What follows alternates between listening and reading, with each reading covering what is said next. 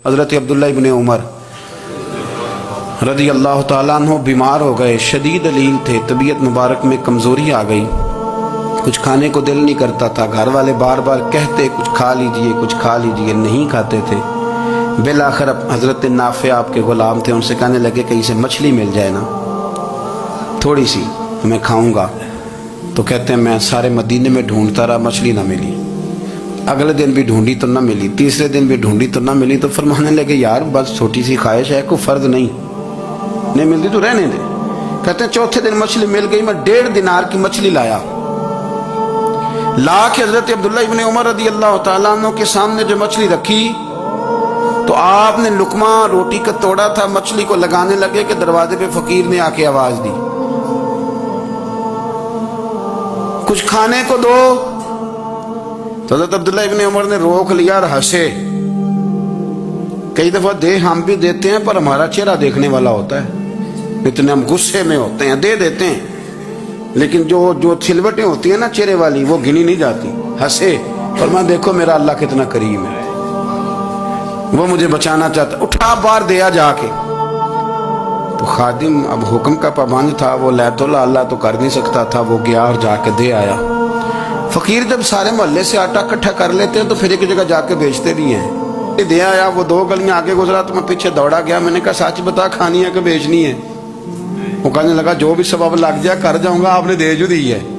تو کہتا ہے میں نے اسے کہا کہ یہ 1.5 دینار کی میں نے خریدی تھی، اگر تو 2 دینار کی مجھے بیچ دے تو آج کل مچھلی مدینے میں مل نہیں رہی، تو میں اپنے آقا کو دے دوں گا، وہ یہی کھائیں گے، بیمار ہیں۔ تو کہنے لگا جی بسم اللہ، مجھے کیا اعتراض ہے، 2 دینار مل رہے ہیں، 1.5 کی مچھلی، اور 1.5 کی بھی کسی نے نہیں خریدنی تھی، اب تو پک گئی۔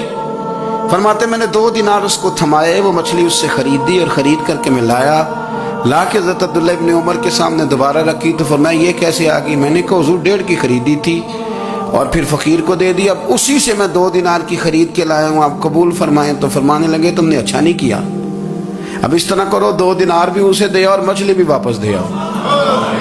عرض کی حضور کیوں؟ فرمایا تم نے قرآن نہیں پڑھا؟